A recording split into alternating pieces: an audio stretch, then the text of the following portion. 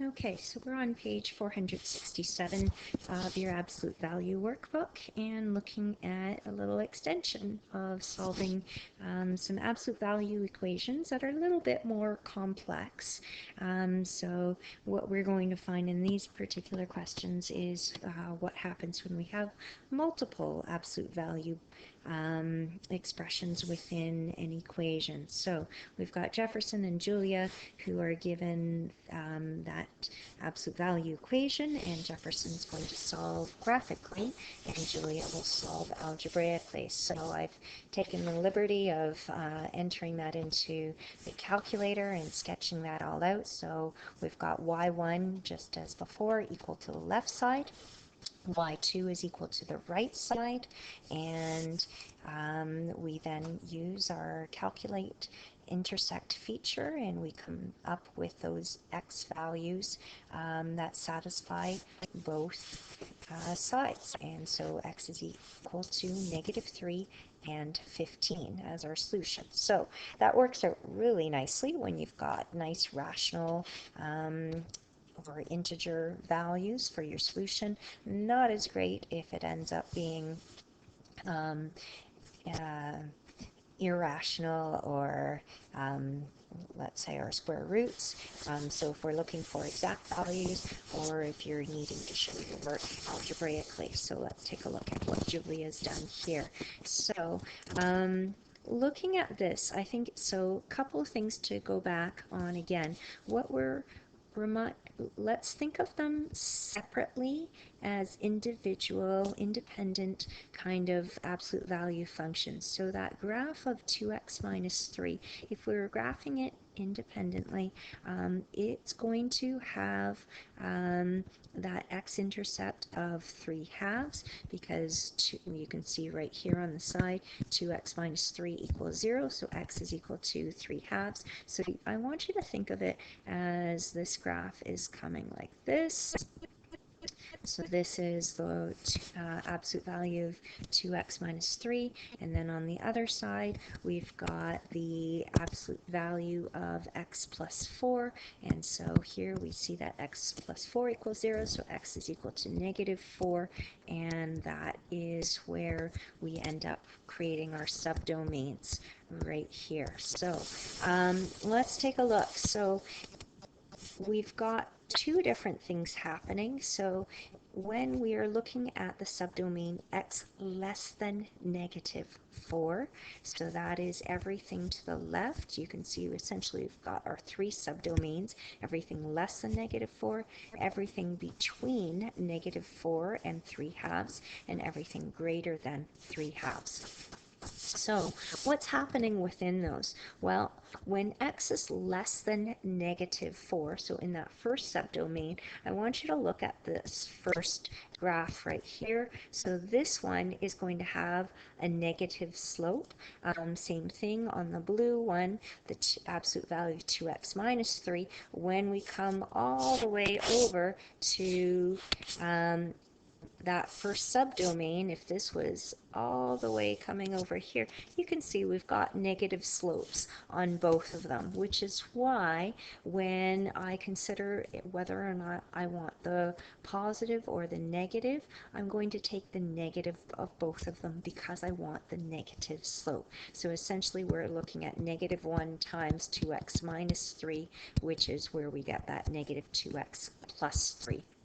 Same thing, negative times x plus 4 is equal to -x minus 4. So that tells me what version I'm putting into that equation. So with our absolute value equation, we're taking the negative slope of each, so -2x plus 3 minus then the negative version of x plus 4, so -x minus 4 is equal to 8, and we'll distribute that negative in to make that plus x plus 4. Clean that up, so -x plus 7 equals 8, or -x is equal to 8 minus 7. So x in the end equals -1. And so is -1 in the subdomain of x less than -4? And the answer is no, which means that x equals -1 is not a solution. Okay, when we look at this middle subdomain where x is greater than or equal to -4, but less than or equal to 3/2. So for the function of absolute value x plus 4, you can see our graph is actually having a positive slope in this case. So when I look at the absolute value of x plus 4, I'm going to take the positive version of the x plus 4 with that absolute value of 2x minus 3. In that middle subdomain, we're still looking at a negative slope, so it is then the negative of 2x minus 3, which is then negative 2x plus 3. So those are the versions I'm going to put into the equation. So then negative 2x plus 3 minus, and then in brackets, x plus 4 is equal to 8, and we can go through and solve that. And then let's take a look at the right subdomain, which is x greater than 3/2. So if we come to that very right side, what's happening here is that we've got positive slope as well for both of them. So in both cases, we're using the positive version of each of those piecewise functions. So then when we solve our equation of absolute value of 2x minus 3, so we're taking again the positive version, that is 2x minus 3 minus the positive version of x plus 4, which is just x plus 4, is equal to 8.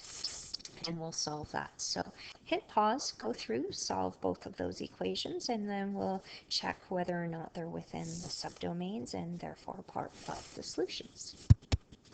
Okay, so for that middle subdomain, we ended up with x equals -3.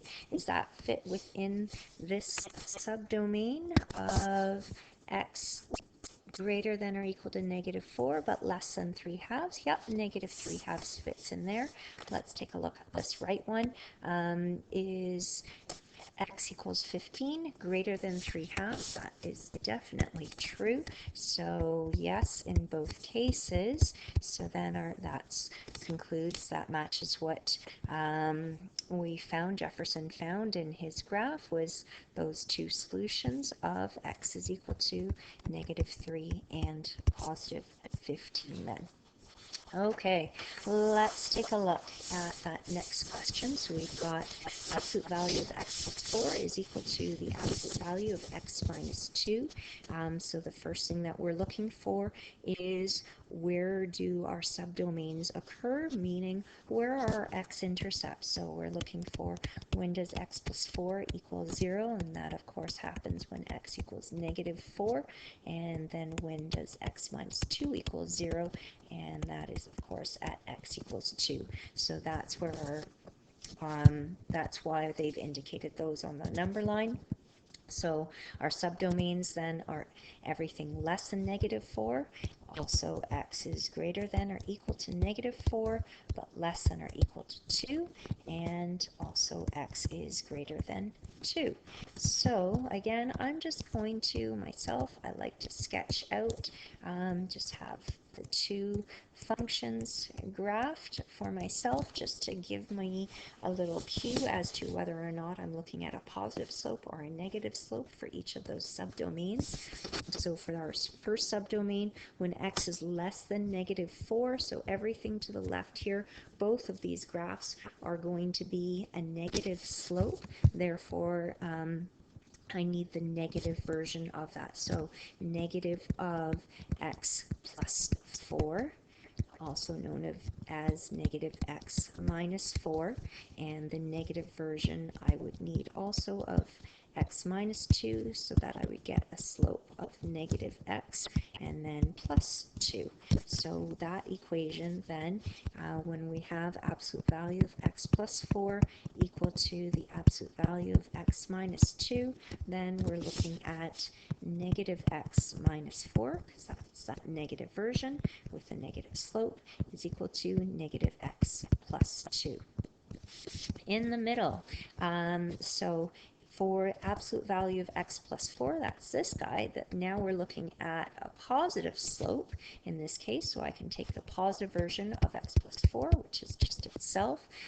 For the absolute value of x minus 2, again, here we can see that in the middle, this is still looking at a negative slope, so I need negative of that version, so negative of x minus 2, which is then negative x plus 2.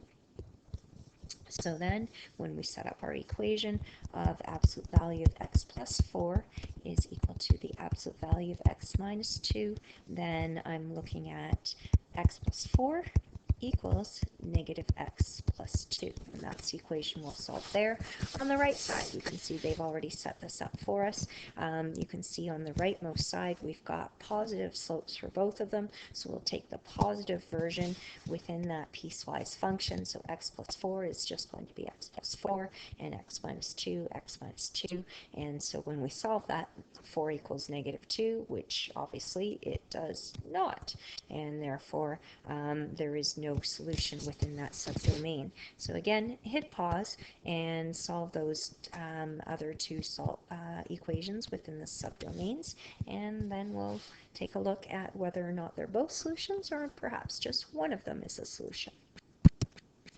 Okay, so in that first subdomain, we end up, if we add x to both sides, then we eliminate both of our x's, so we end up with negative 4 equals 2, which is, again, so false. Nope. And so no solutions within the subdomain. In that middle subdomain, we end up with x equals negative 1. Does that fit within our subdomain? Greater than or equal to negative 4, less than 2? It definitely does. So we only have one solution in this case, which is x equals negative 1.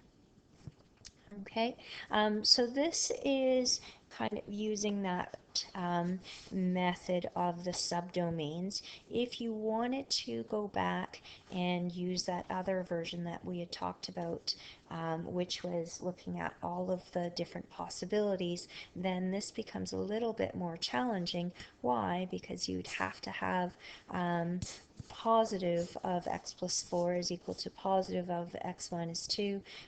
The negative of x plus 4 is equal to the negative of x minus 2, and then positive of x plus 4 equals negative of x minus 2, and then negative of x plus 4 is equal to the positive x minus 2. So you've actually got 4 different equations to solve. Never mind, because if you're not using subdomains, then you've got 4 verifications. So doable, yes, but just going to be a bit longer for your solution then. Okay, so the one that I'm just going to say right off the bat that you just really have to look out for is going to be number 6, because remembering that once you come up with these two, these two functions, obviously we find what these those x-intercepts that create our subdomains, but remember that in this first function right here, we've already got a negative slope within, so that changes up that piecewise function as to whether or not you're going to be using the positive or the negative. So just be mindful when you get to number 6 then. Okay, so thanks for listening in, and definitely let me know if you have questions.